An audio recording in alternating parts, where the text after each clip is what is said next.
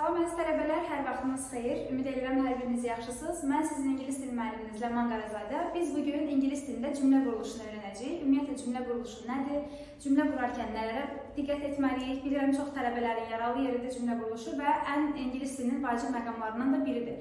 Çünki artıq bilirsiniz, magistr imtahanlarında esse yazmaq tələb olunur. Esse yazmaq üçün düzgün cümlə quruluşu bilməliyik. Yəni söz bazamızı artırırıq, öyrənirik, amma bunları cümlədə tətbiq etmək üçün düzgün söz sırası öyrənməliyik ki, cümlələri yazıb fikrimizi rahat ifadə edə bilək. Bununla yanaşı qrammatika mövzularından, yəni imtahanın son o 5 hissəsindən, 5 suallıq hissəsindən də bir sualımız həmişə cümlə tamamlama qaydası olduğuna görə biz məcburuq ki, cümlə quruluşunu tam şəkildə, düzgün şəkildə öyrənək ki, həm o suala cavablandıraq, həm də düzgün esse yazılmasında, yəni cümlə qurulmasında bu qaydadan istifadə edək. Deməli, cümlə quruluşunun ingilis dilində əsas qaydalarından biri SWOT qaydasıdır ki, çoxlarımız yəqin ki, bunu eşitmişik, amma yəqin ki, əksəriyyətinin nə olduğundan xəbəri yoxdur. Bugün bu barədə danışacağıq.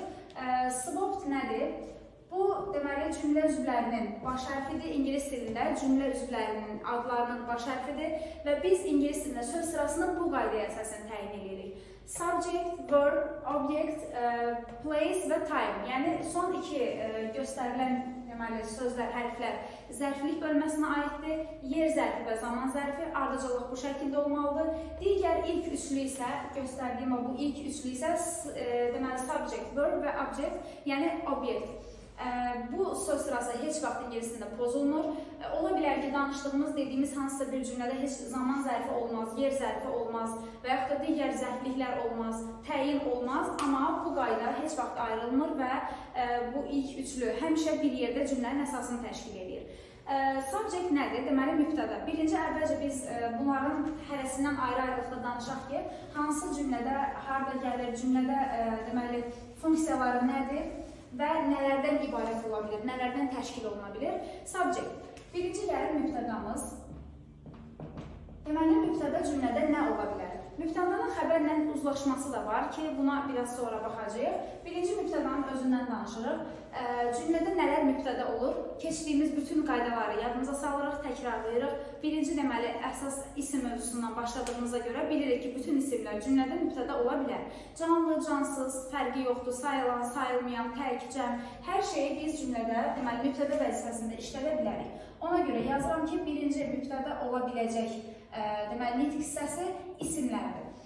İkinci mübtəda ola biləcək nələr var? Təbii ki, ikinci keçdiyimiz əvəzliklərdir. Əvəzliklər həmişə cümlədə isimləri əvəz eləyir deyə mübtəda funksiyasında çıxış eləyə bilir. Yəni, isimlər və əvəzliklər həmişə cümlədə mübtəda funksiyasında olur. Təbii ki, cümlədə tamamlıq və digər funksiyalarda da ola bilər.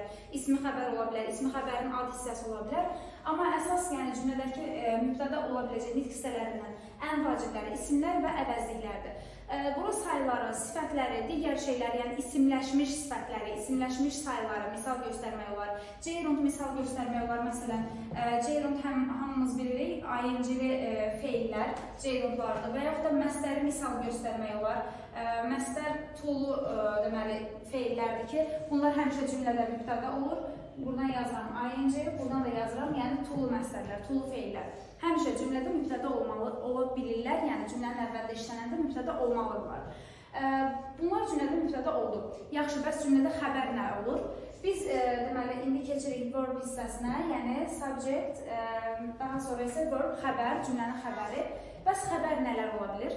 Xəbər nədir? Azərbaycan dilində də bilirik. Feillər, hərəkət bildirən sözlər. İngilis dilində biraz fərqlidir. Yəni, bununla yanaşı əlavələr də var ki, İngilis dilində köməkçi feillər, to be-nin formaları, have, has və s. kimi feillər də, yəni köməkçilər, modallar, əsaslar və dediyim kimi əsas feilləri, hərəkət bildirən feillərin özü də xəbər ola bilir. İndi gəlin onların adına bir-bir sıralayaq. Deməli, birinci yazaq modal feilləri, ikinci yazaq köməkçi feilləri. Köməkçi feillərin hər birini yəqin ki tanıyırıq. To be-nin formaları köməkçi feillərdir, have, has köməkçi feildir, do, does, did köməkçi feildir. Bunlar artıq zamanlar mövzusundan öyrənmişik. Əvvəlki videolara baxmışsınızsa, zamanlar bölməsində hamısının həm zamanı, həm təki, həm cəmi barədə danışmışdıq. Modallar, köməkçilər və əsas feillər, bu da bildiyimiz əsas bütün hərəkət bildirən feillərdir ki, cümlədə əsas funksiyaları xəbər olmaqdır, yəni cümlənin əsasını təşkil edir. Mübtəda xəbər ardıcıllığı heç vaxt pozulmadığına görə, yəni ardıcıl şəkildə gəldiyinə görə, təbii ki, biz bunları bir-biri ilə həm də uzlaşdırmalıyıq. Bəs uzlaşma nədir? Uzlaşma nəyə əsasən təyin olunur? Yəni cümlə quranda biz nəyə əsasən qurmalıyıq, nəyə əsasən bir-biri ilə uzlaşdırmalıyıq, hansı mübtəda, yəni hansı xəbər işlənməlidir? Gəlin indi bunlara baxaq. Bu yazdıqlarımız sadəcə cümlədə mübtəda və funksiyasında işlənə bilən nitq hissələridir və yaxud da feillərdir ki, hansılar bu cümlə üzvləri kimi işlənə bilir. İndi gəlin biz baxaq görək, bunların arasındakı uzlaşma nədən ibarətdir? Yəni mübtəda və xəbər necə uzlaşır? Əvvəlcə gəlin bir nümunə cümlə göstərim sizə ki, bu cümlə swapped qaydasına uyğundur, yəni bu cümlə tam şəkildə söz sırasını izləyir. Daha sonra bunların arasındakı uzlaşmaya baxarıq. Deməli, I cümlənin mübtədası dedik və ya əvəzliklərlə ifadə oluna bilər. Əvəzlik gəldi cümlənin mübtədası yerində. I read a book every day. Məsələn, gəlin birinci deməli yer zərfini yazaq, daha sonra zaman zərfini yazarıq. At home every day. Deməli bu cümlədə indi bayaqki swapped qaydasına görə I mübtədanın cümlənin mübtədası, read cümlənin xəbəri, a book bunun tamamlığı, yəni swapped qaydasında buradan yenə yazım, swapped qaydasının quruluşunu, ardıcıllığını izləyək. Subject, verb, iki xətt, tamamlıq. Place, yəni yer, at home, yəni burada cümlənin yer zərfi olduğunu bildirir, işarəsi budur və zaman zərfi, bu da yenə cümlənin sonunda gəlir. Gördüyünüz kimi time cümlənin axırında gəlir. Yəni bizim ardıcıllığımız bu şəkildə olduğuna görə mübtəda, xəbər, tamamlıq biz swapped qaydası ilə deməli tam düzgün şəkildə bir cümlə yazmış oluruq. İndi danışırdıq, əsas bayaqki məsələmizə qayıdaq, subject ilə verbin arasında, yəni mübtəda və tamamlığın arasındakı uzlaşmalar nələrdir? Bu uzlaşmalardan nə öyrənəcəyik bugün? Gəlin elə uzlaşmaların nədən ibarət olduğunu baxaq, daha sonra isə hər biri haqqında ayrıca məlumat verərik. Deməli, birinci uzlaşmamız mübtəda xəbərlə iki şeyə görə uzlaşır. Bir şəxsə, bir kəmiyyətə görə uzlaşma. Şəxsə görə uzlaşma yəqin ki, hər kəsə aydındır. Bunu to be qaydasından, have got, has got, there is, there are qaydalarından artıq bilirik ki, şəxslərə görə uzlaşmaq nədir? Məsələn, I ilə am olur, you are, he, she, it, is olur, we are olur və yaxud da have, has köməkçi feillərindən istifadə edəndə, məsələn, I have, you have, she, he, it, has olur. Biz bilirik ki, bu şəxslərin uzlaşmasıdır və kəmiyyətə görə uzlaşma. Kəmiyyət uzlaşması haqqında isə indi danışacağıq ki, kəmiyyətə görə uzlaşma nədir? Adı üstündədir, kəmiyyət bildirirsə, deməli burada biz təkə və cəmə fikir verməliyik. Yəni kəmiyyət deyəndə ağlımıza nə gəlməlidir? Bunun tək və cəm olması, mübtədanın xəbərin bir-birilə tək və cəmə görə uzlaşması. İndi gəlin baxaq görək, hansı hallarda mübtəda tək ola bilər, hansı hallarda mübtəda cəm ola bilər? Buna fikir verək. Deməli, birinci gəlin təki cəmi tanıyaq, ondan sonra bunların uzlaşma qaydalarına, uzlaşma prinsiplərinə baxarıq. Əvvəlcə deyək görək, kəmiyyətin tək və cəm olması nə deməkdir? Yəni, mübtədanın tək olması və yaxud da xəbərin tək cəm olması nədir? Biz cəm isimlər artıq keçəndə bunu öyrənmişdik ki, isimlərin cəmlənməsi, yəni biz dedik ki, cümlədə mübtəda isimlər olur. Deməli, cəm isimlər də mübtəda ola bilər, tək isimlər də. Bunun kəmiyyətə aid olan hissəsi ilə bu hissəsidir ki, tək və cəm mübtədaları bir-birindən ayırt eləməliyik. İndi isə cümlədə mübtəda olacaq əvəzlik hissəsinə baxırıq ki, nələr yəni cümlədə mübtəda ola bilər, hansı əvəzliklər? Əvəzlik bilirsiniz 11 məna növü var və biz birinci məna növündən şəxs əvəzliklərindən başlayırıq. Bilirik ki, şəxs əvəzliklərinin, yəni şəxs əvəzliyinin iki halı var, adlıq və obyekt hal. Cümlədə mübtəda olan təkcə şəxs əvəzliyinin adlıq halıdır. İndi adlıq halının hansıları təkdir, hansıları cəmdir? Gəlin bunlara baxaq. Adlıq hal I, mən, you, sən, he, she, it, o, we, biz, you, siz, they, onlar. İndi bunun cəm olanlarını yazırıq. We cəmdədir, you cəmdədir və they əvəzliyimiz həmişə cəmdə işlənir. Deməli, bunlar cümlədə mübtəda funksiyasında olsa, biz bunun xəbərini həmişə cəmdə qoymalıyıq. İkinci gəlir, deməli, yəli əvəzlikləri. Yəli əvəzliyində əslində mübtəda xəbər uzlaşmasına o qədər qaidiyyəti yoxdur. Bu əvəzliyin özündən sonra gələn ismə baxırıq. Burada yəni avtomatik olaraq ondan əvvəl dediyimiz hissədə isimlərin cəmlənməsində yəni fikir verməliyik ki, isim cəmdirmi, təkdirmi? Yəni bu isimdən asılı olan bir şeydir. Ona görə yəli əvəzliyini keçirik. Üçüncü ardıcıllıqla gəlsək, qayıdış əvəzliyi, qarşılıq əvəzliyi yenə deyirəm, bunların mübtəda xəbər uzlaşmasına heç bir aidiyyatı yoxdur deyə, yəni cümlə üzvü kimi, mübtəda xəbər kimi işlənmir deyə bunlardan da danışmırıq və işarə əvəzliklərinə gəlirik. İşarə əvəzliklərinin cəm olanları yəqin ki, hamımızın yadımızdadır. These, those əvəzlikləri həmişə cəmdə işlənir deyə, özündən sonra cəm isim tələb edir deyə biz bunları cümlənin əvvəlində görsək, mübtəda funksiyasında görsək, bilməliyik ki, bu cümlələrin xəbəri də cəm olmalıdır. Üçüncü gəlir deməli təyin əvəzliklər. Təyin əvəzliklər hansılardır? All, was, every, each, either, neither və others kimi əvəzliklər. İndi bunların hansılar cəmdir, hansılar təkdir, gəlin buna baxaq. Məsələn, was əvəzliyimiz həmişə bilirsiniz ki, cəm isim tələb edir, xəbəri də cəmdə olur. Məsələn, others əvəzliyi, sonuna s yazılanlar, others və the others yazılan əvəzliklər. Özündən sonra isim gəlmir deyə, özü ismi əvəz edir və sonundakı s-dən artıq bilirik ki, bunun xəbəri cəmdə olmalıdır. Təyin əvəzliklərində cəm olanlar bunlardır ki, əgər bunları cümlənin əvvəlində görsəz, siz bura cəm xəbər qoymalısınız. İndi isə keçək tək mübtədalara, yəni mübtədalar tək nə vaxt ola bilər? Ondan əvvəl bir şey də deyim ki, bəzən sifətlər də cümlədə mübtəda ola bilir. Bunlar isimləşmiş sifətlərdir, yəni sifətin qabağına D artiklını qoyanda bu isimləşmiş olur. Məsələn, old, qoca, köhnə və old yaşlılar.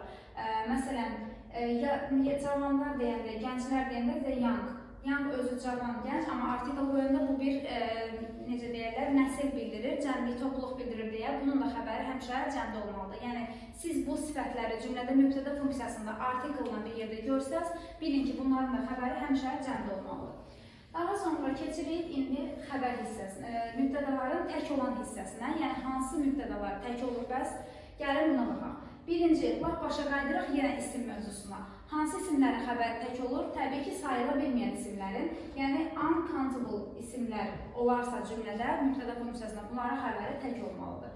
2.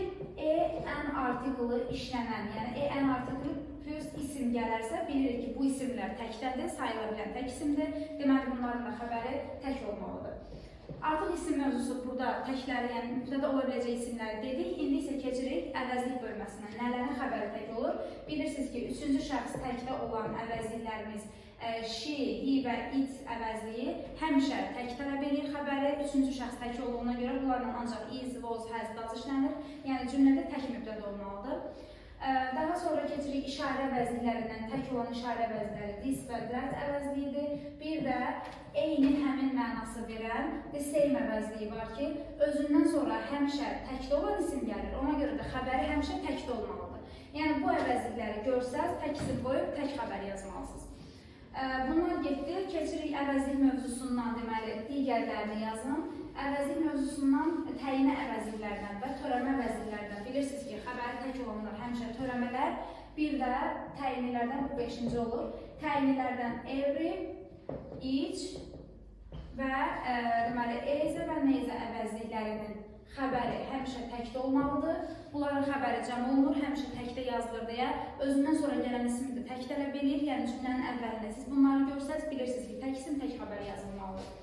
Və 6-cı, bütün törəmələr. Törəmələr yəqin ki, hər kəsə aydındır. Törəmə əvəzliklərimiz sing, body və ya one sözləri ilə birləşmiş əvəzliklərdir. Someone, somebody, something və yaxud da everybody, everyone, everything bu əvəzlikləri cümlədə mübtəda funksiyasında görürsünüzsə, bunlar həmişə xəbəri tək tələb edir. Bir qeyd yadınızda saxlayın ki, eyni və onun törəmələrlə heç vaxt cümlə başlamır. Bəzən testlərdə belə çaşdırıcı suallar ola bilər. Eyni və onun törəmələri cümlənin əvvəlinə qoyur və cümlədəki səhvi tapın deyir. Çünki onlar ancaq inkarda işlənməlidir. Biz cümlənin müəyyən bir yerə gətirməliyik, onun təsdiq inkar olduğunu bilməliyik ki, ondan sonra cümlədə eyni işlədək, yoxsa işlətməyik. Yəni o törəmələrdən bir də eyni burada istisnadır ki, cümlənin əvvəlində işlənə bilməz, mübtəda ola bilməz. Digər törəmələr isə mübtəda kimi işlənsə, xəbər həmişə təkdə olmalıdır. Artıq cəmi təki mübtəda olaraq tanıdığımıza görə indi gəlin tək xəbərlərə və yaxud da cəm xəbərlərə baxaq. Buradan subject hissəsini silirik. İndi verb hissəyə baxırıq. Cümlədə xəbər ola biləcək şeylər nələrdir? Bayaq dedim, cümlənin xəbəri bir köməkçi feillərdir, bir əsas feillərdir, bir də modal feillərdir. İndi təkinin cəminə ayırıb yazacağım burada. Tək xəbərlər hansılardır, cəm xəbərlər hansılardır. Dedik, cümlədə to be xəbər olur. To be-nin tək variantı nədir? Is. Keçmiş zamanda was. İndi bunun cəm variantını yazırıq. Is-in cəmi are-dır, was-un cəmi were-dır. Gələcək zaman forması will hər ikisində eynidir deyə, yəni burada təkəcəmə ayırırıq. Daha sonra keçirik have, has, həm modal, həm əsas, həm köməkçi feillərlə. Has təklərlə, have isə cəmlərlə işlənməlidir. Daha sonra do, does köməkçi feillərlə, does təklərlə, do cəmlərlə olmalıdır. Yerdə qalır bütün ümumiyyətlə feillər, yəni hərəkət bildirən hər şey. Burada əgər feilin sonuna s yazılarsa, həmişə təkdədir, amma feil eləcə işlənərsə, bu demək bunun cəm olduğunu göstərir. Yəni burada biz xəbərimizi cəm qoymuşuqsa, mübtədanı da cəm seçməliyik.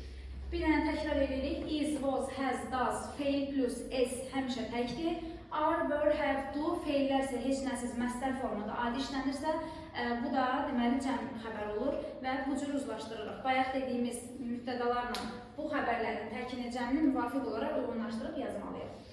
Bu deməli oldu cümlədən mübtəda xəbərin əsas uzlaşması. Başqa nələr ola bilər uzlaşma ilə bağlı? Məsələn, ola bilər ki, cümlədə iki isim ənt bağlayıcısından bağlanır. Yəni, bu dediyimiz qaydalardan kənarı haşiyə çıxsaq, başqa nələr mübtəda olur, başqa nələrin xəbərini necə uzlaşdırırıq desək, ənt bağlayıcısını deyərik birinci. İki nəfərin adı və yaxud da iki əşyanın, iki ismin ənt bağlayıcısından bağlanmış halı həmişə cəm olmalıdır. Sayıla bilməyən isimlərdən bir nümunə göstərək. Məsələn, sugar sayıla bilməyən isimdir. Bunun xəbəri is olmalıdır. Amma əgər iki isim ənt bağlayıcısı ilə birləşərsə, sugar and tea desəm, deməli bunun xəbəri are olmalıdır, cəm yazılmalıdır. Bu şeylərə fikir verirsiniz ki, ənt bağlayıcısı nəyin arasında gəlirsə, burada xəbər cəm olur. Buna məsələn, normal olaraq adları da qeyd edə bilərik. Məsələn, iki nəfərin adını desəm, Əli and Nino deyirəmsə, bunun xəbəri cəm olmalıdır. Çünki iki nəfərdən danışıram. Amma əgər bunu dırnaq içində yazmış olsaq, bu şəkildə, deməli bu kitab adıdır ya da hansısa bir film adı, xüsusi nəsə bir şeyin ismidir, adıdır. Deməli burada xəbər is olmalıdır. Fikir verirsiniz, yəni ənt bağlayıcısından həmişə cəm olunur, dırnaqda yazılanda tək olur, amma dırnaqsız yazılanda isə bunun xəbəri həmişə cəmdə olmalıdır. Çünki ən az iki şəxsdən, iki əşyadan, iki obyektdən söhbət gedir. Deməli, cəm hissələrdən, cəm ola biləcək şeylərdən, bunları da dediyimizə görə artıq geriyə qalır bir, zeri, zera qaydası. Bunların xəbərinin tək cəm olmağı. Bilirsiniz, ingilis dilində cümlələr, şəxsi cümlələr var-vardır, it izlə, zeri, zera ilə və yaxud da have got, has got-la başlayır. Tərcüməsi var-vardır deməkdir. Bunun bir dənə də ekvivalenti have got, has got-dur. Bunların arasındakı fərq nədir? Bundan danışaq biraz da. Zeri, zera əşyanın yerini bildirir. Buradan yazılan yer. Have got, has got isə əşyanın kimə aid olduğunu bildirir. Az sonra onun barədə məlumat veriləcək. Deməli, zerizdən sonra həmişə tək olan isim gəlməlidir. Zeradan sonra isə həmişə cəm isim gəlməlidir ki, yəni müvafiq olaraq uzlaşsın. Bunların özündən birbaşa sonra gələn isim cəm olmalıdır. Məsələn, zerizdən sonra cəm isim, tək isim gəlib daha sonra cəm gəlsə, bu düzgün olmaz. Birbaşa sonra gələn isim ya tək olmalıdır, ya cəm olmalıdır, uyğun olaraq. Əşyanın həmişə yerini bildirir. Məsələn, nümunə yazaq. There are 4 books on the table deyiriksə, stolun üstündə 4 kitab var deyiriksə, on the table. Deməli, bu əşyanın yerini bildirdi, harada olduğunu yazdım və indi bunun əksi olaraq əşyanın kimə aid olduğunu bildirmək istəyirəmsə, yerini yox, mənsubluğunu bildirmək istəyirəmsə, bunun yerinə have got, has got ifadəsindən istifadə etməliyik. Have got, bir də has got ifadəsi. Bunun da tərcüməsi var-vardır deməkdir.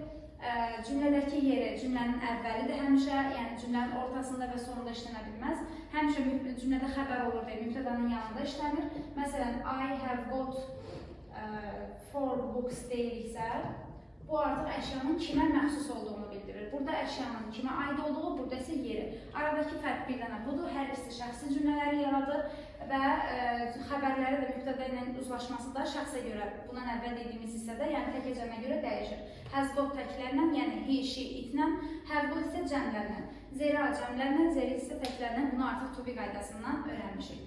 Cümlə quruluşunda əsas fikir verəcəyimiz şey deməli, cümlədə söz sırasıdır, cümlədə uzlaşmadır və təkin cəmin olmasıdır. Həm şəxsi, həm kəmiyyətə görə uzlaşma və plus da deməli, cümlədəki bu qaydaların, bu sıralamanın arasındakı olan uzlaşmadır. Əgər siz bunları öyrənmiş olsanız, digər, yəni ilk SWOT qaydasının ilk üçlüyünü öyrənmiş olsanız, digər dərslərdən, digər söz önlərindən, artikeldan, digər mövzulardan da yəni cümlənin ikinci hissəsini tamamlaya bilərsiniz. Amma düzgün cümlə quruluşu üçün əsas təməl qaydalar bunlardır ki, bunları bilməyiniz çox vacibdir. Bugünlük bu qədər. Növbəti videolarda görüşərik. Hələlik.